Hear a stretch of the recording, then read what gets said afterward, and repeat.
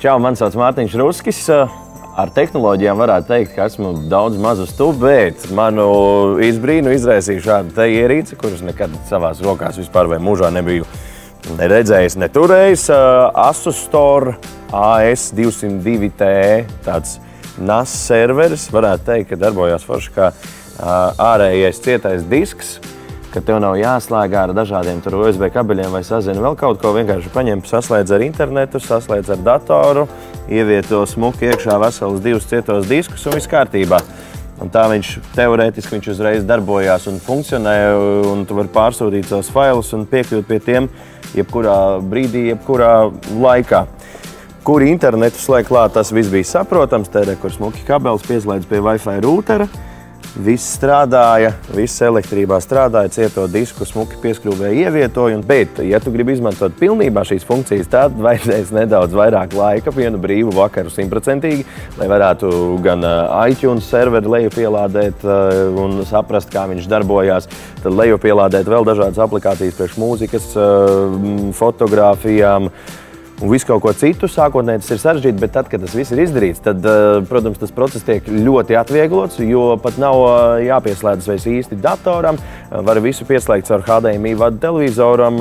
Šim modelim konkrētajiem, ja nemaldos, nenāca pults līdz, bet ir arī tādi, kam ir līdz pults.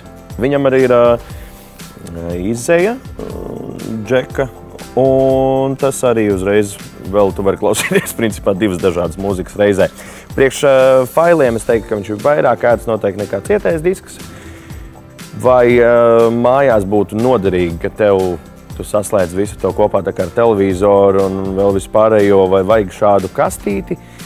Nu, varbūt kādam vajag. Man personīgi bija sajūta, ka man nevajag, bet man arī laikam netiek izmantot tik daudz failu un tik daudz laika, kas arī mājās nepavadu, lai viss būtu atkarīgs no šādas te kastes.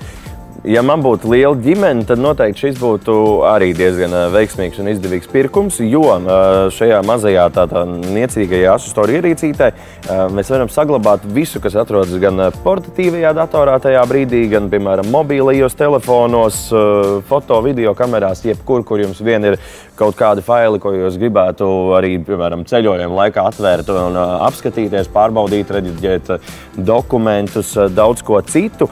Šādos gadījumos arī tas būtu ļoti noderīgi, jo pateicoties tam, ka Asus Store ir pieslēgts internetam, sanāk, ka jūs tiešām varat piekļūt saviem failiem jebkurā brīdī, jebkurā pasaules vietā, kur vien ir internets.